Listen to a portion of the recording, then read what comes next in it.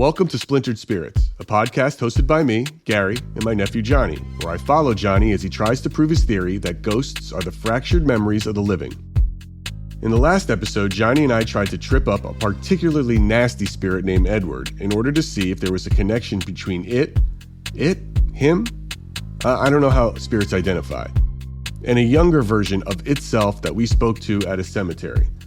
It didn't really work, but we did prove one thing, that I have no idea what I'm doing as a paranormal investigator. Hopefully that's about to change. On today's episode, I'm speaking with an expert who has thousands of paranormal investigations and numerous books about them under his belt, including a paranormal casebook. That and all of his books can be found on Amazon. This is Professor Paranormal himself, Loyd Auerbach. He's about to give me a crash course in psychical phenomenon. So let's dive into the conversation. All right, we're up and running. Hey, everybody, I'm here with Loyd Auerbach. I want to thank you for joining me here. You're welcome. Where are we finding you? Where are you? I am about 35 miles east of San Francisco in Martinez, California. Well, thank you again for being here, Loyd. The reason that I wanted to speak with you today is because I need to get a crash course on what it means to be a paranormal investigator. For anyone who doesn't know Loyd Auerbach, he is a bona fide expert. He graduated from Northwestern University in cultural anthropology, has a master's degree in parapsychology from JFK University, which is now National University. Stop me if I get any of this wrong, please. Okay. You started conducting investigations into paranormal activity as part of the American Society for Psychical Research in the early 80s, right? Actually, even before that, when I was a student at JFK University. Got it. So we're talking well over late 70s. 40 years of paranormal investigations. Over, yeah. I hate to think how old I am now. But, yeah. And then you eventually opened your own office of paranormal investigations in the late 80s, 89. Look, you're an expert. So I think I told you what my nephew Johnny does. And I don't know, have you had a chance to look at what he does on TikTok? Have you seen him? I have not. No. Okay, I'm gonna show you some stuff. Okay. So what he does, but I'll tee it up for you. My nephew for the past 3 years has been talking to the dead. He talks to spirits. He started using one of those spirit box devices, and now it's an app that you can use on your phone, where the apps tap into the magnetometer on the smartphone devices and transfers those frequencies into sound. And he has what's come across as genuine conversations with these voices, with these spirits. I've sat in on a few just over a video conference like this, and it's fascinating to me. And it's fascinating to his audience because he has now upwards of 900,000 followers. Mm-hmm. He has a very fun perspective and honest conversation with them. It's not a creepy sort of like, ooh, we're in a haunted place or in a scary place. He's just very forthcoming with it. And I've been reading a lot of your books, especially Ghost Hunting, How to Investigate the Paranormal. And because when I'm interviewing him or I'm talking to him, I don't know what I should be asking. I don't know the right things to say. So let me show you quickly, just to give you a sense of what we're talking about. Here's a 1-minute video of his having a conversation with a ghost while he's scrubbing a gravestone. Okay. And then you'll get a good sense of it, how this goes. So I'm going to try to share my screen here with you. Come closer. Well, I'm here.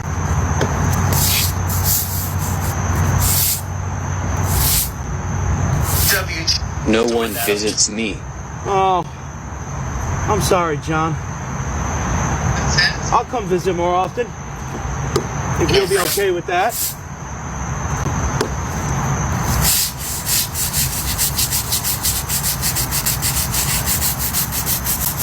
I'll definitely come and visit.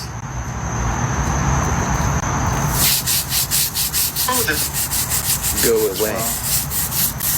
Oh, I just heard go away. My name is John, too. Oh, so is mine. How about that, John? John, is there another spirit bothering you here? Because you seem to be pretty friendly with me, but you told something to go away. My name is John, too. Oh, wait. Yeah. Okay. So that is the gist of what is happening in Okay. his sort of paranormal sphere. So with that and what he's been doing, my nephew believes that spirits are sort of the scattered memories of the living, their energy, whatever, as you talk a lot about the mind, we don't know what that is. But that energy that's released after someone dies, and it is sort of displaced in these places. So they're not really connected like through, in some heaven or dimension, but they were the memories of the living that he's talking to. That's sort of what he believes spirits are. He's also an atheist. I don't believe in heaven or hell either. So that's yeah. When you see something like this or hear what I'm telling you,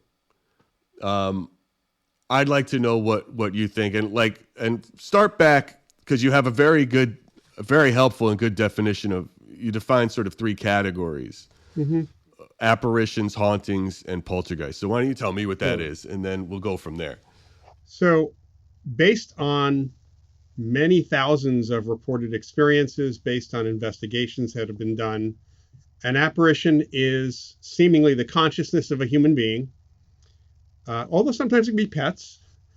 We have animal ghosts too, that can interact with human beings. We, as human beings, are using our ESP to be receivers. So it's a two-way street. And the consciousness seems extraordinarily interactive in some circumstances. In others, they don't care, it seems. An apparition usually is connected to the location or locations that they felt most tied to or connected to when they were alive.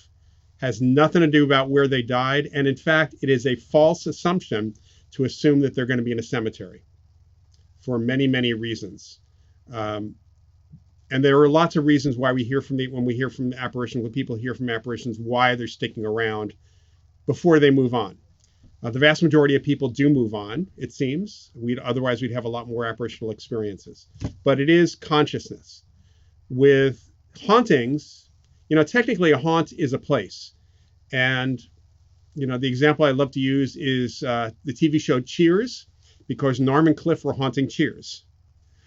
We all haunt our own homes. We all haunt places. And the idea of a haunt in relation to the paranormal or haunting is what they call on TV residual haunting. The idea that we as living people leave information behind, and that information kind of is picked up by the living's ESP and played back in various ways. Some people will get it visually, some people auditorily.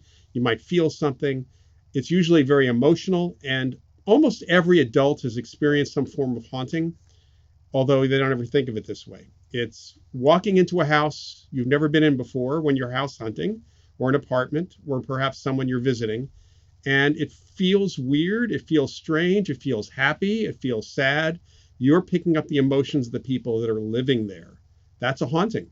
Can you share a specific example of a haunting that you've experienced?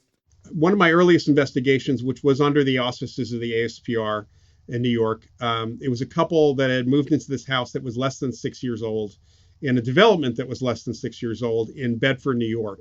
That part of New York and all of Westchester and all of the New York area was very active during the Revolutionary War. And there's this is where he is. This is where my nephew is, by the way. We'll get back. That's where we're from. I grew up in the White Plains area. I'm from Portchester, New York. That's where he is. Yeah. So he's all over that. Yeah. Okay, so I'm very familiar with Tarrytown and the Ledge of Sleepy, all that stuff there. Sleepy Hollow, all of it. Yeah, Buckout Road. Yeah. That's where he goes along. Oh yeah. God, I haven't heard that in I don't know how many decades. Yeah.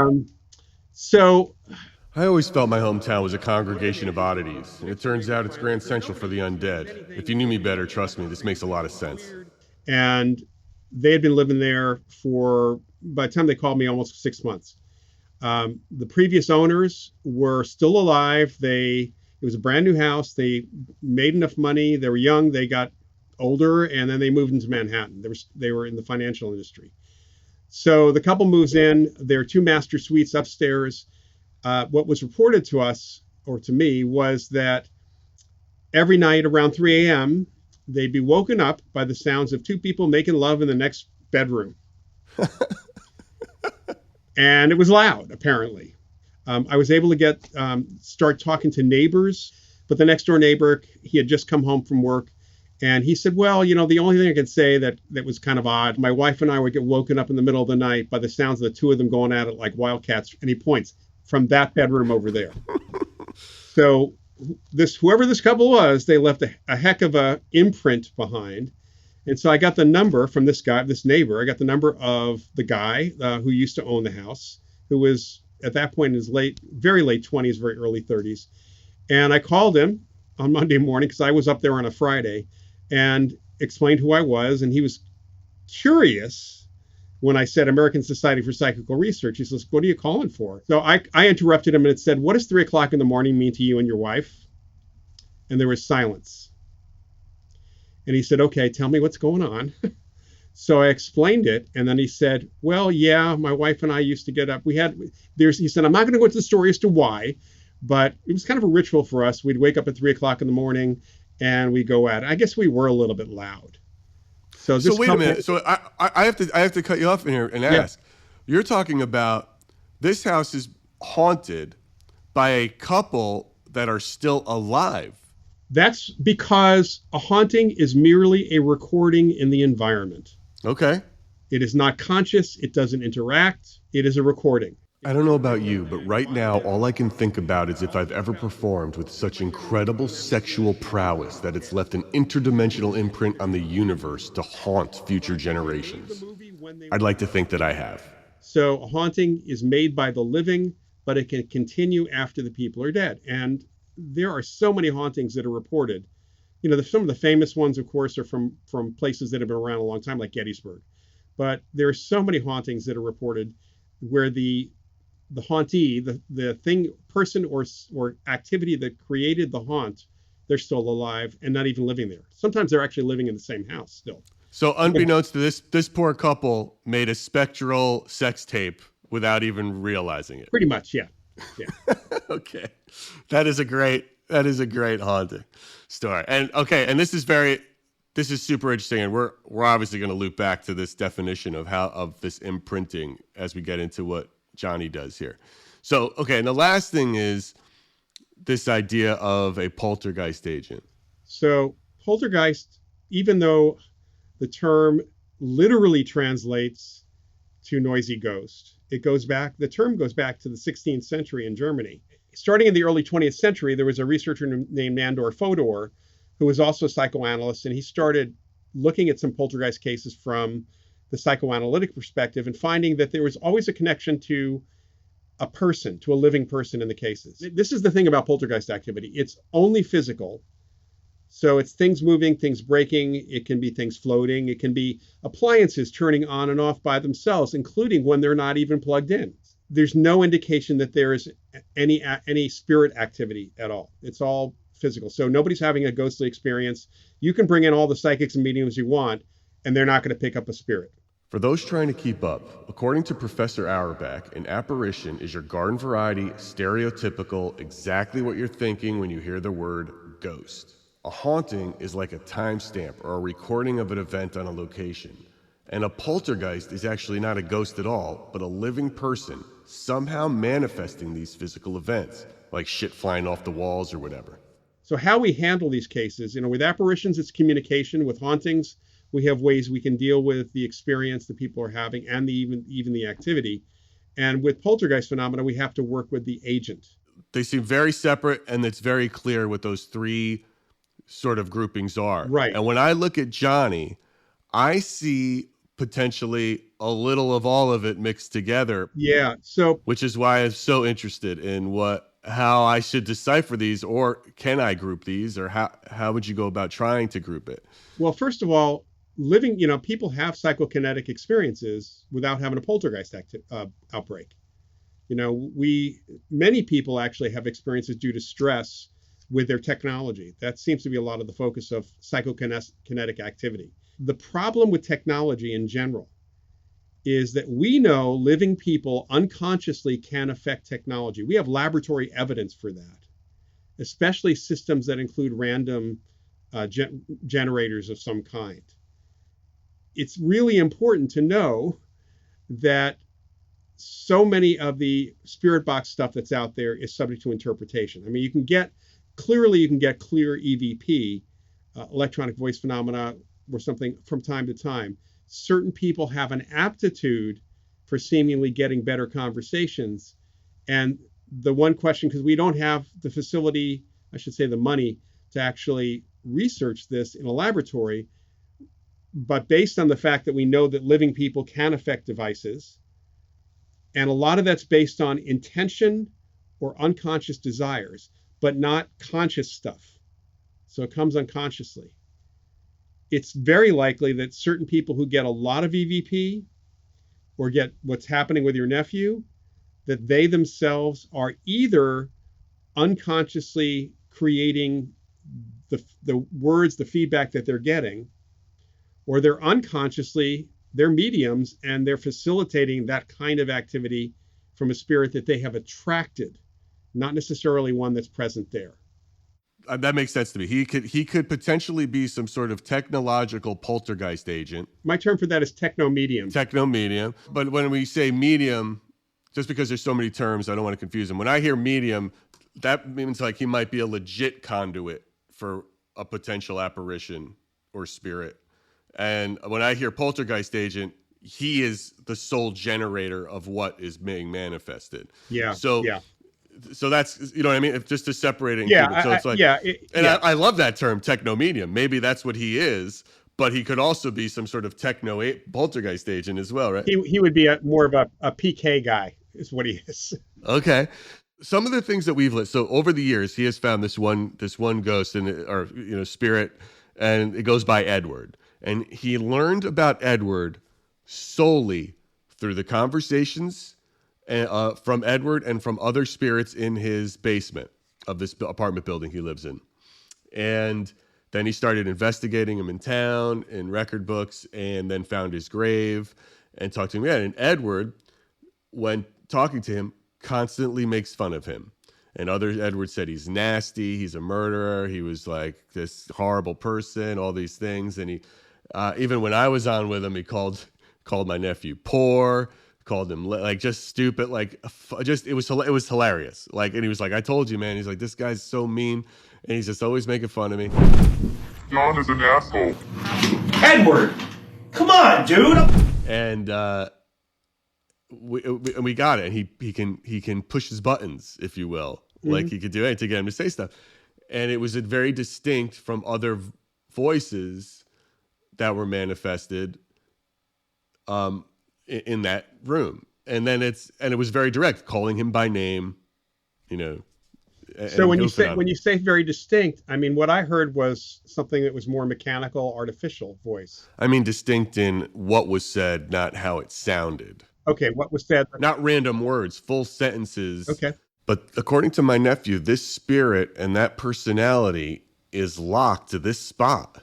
So let me stop for 1 second here, because please, stop me as many times as you want. If truly this is an apparition, he's only locked to that spot because he believes he's locked to that spot. Maybe so. Like this guy, if he's really a spirit, he might not want to move out of there because he thinks he's going to hell. Mm-hmm. Whether John believes in hell or I believe in hell, doesn't make a difference if the ghost personality believed in hell. That's exactly what John says. He's like, it's all about what they believe and how they talk. Yeah.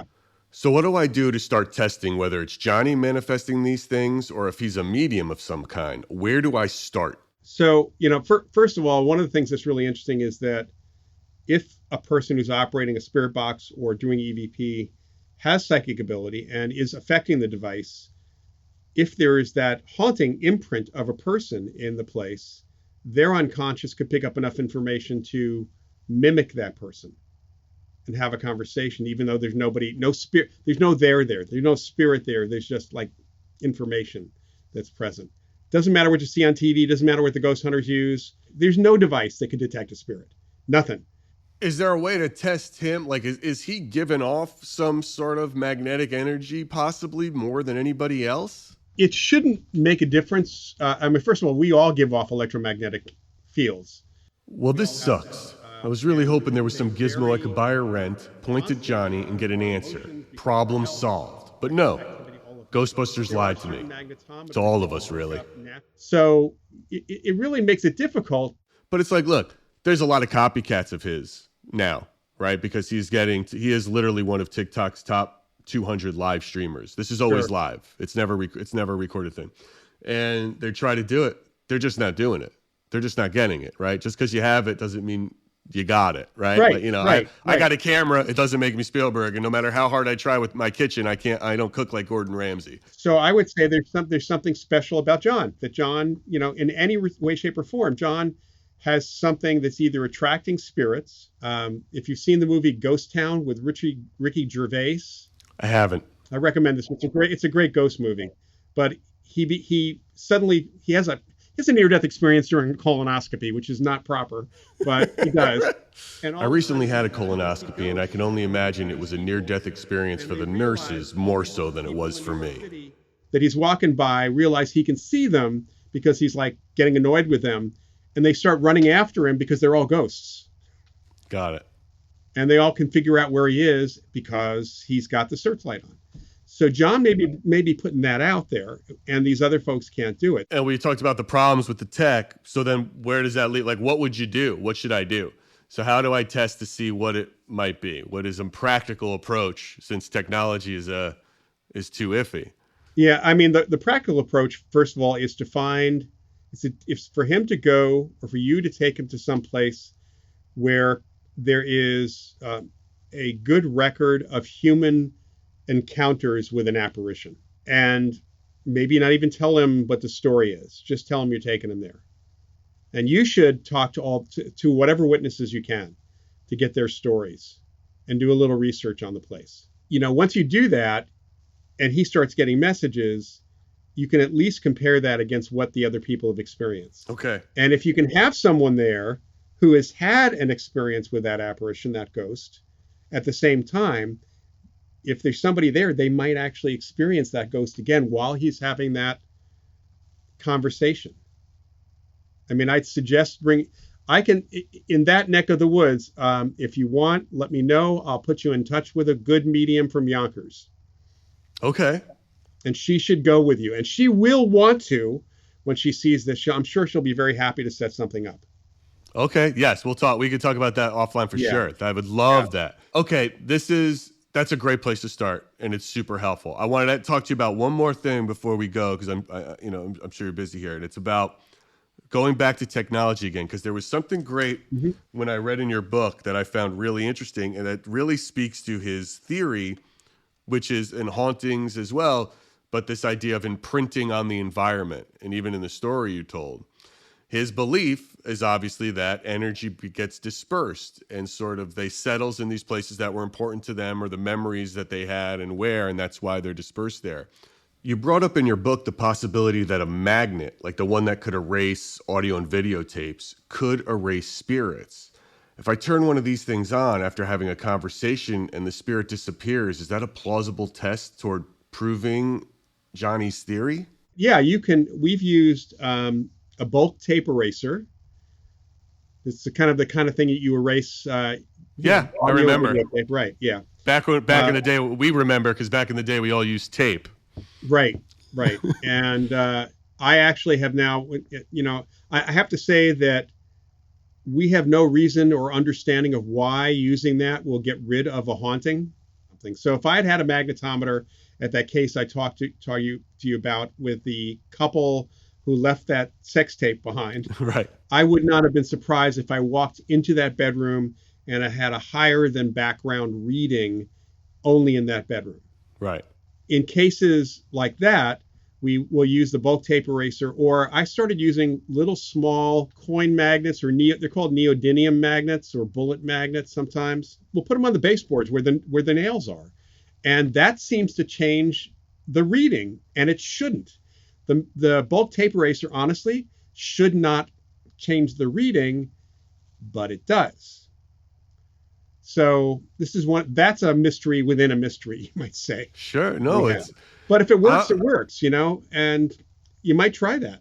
Test 4, magnets. Let me throw this out at you. Is it possible that Johnny is sort of this large language model for ghosts? In a weird way, he's like this spectral AI? Yeah, he may be. Yeah.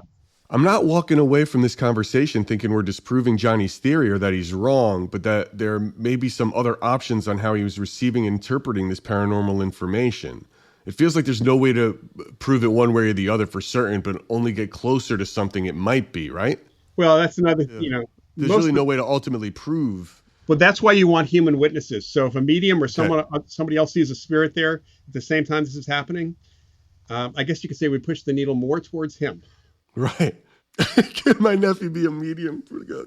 I mean, it really is something else, man. And it's like, It's tough without the human experience, the human witnesses to know that the last place that we would ever expect to find spirits is a cemetery.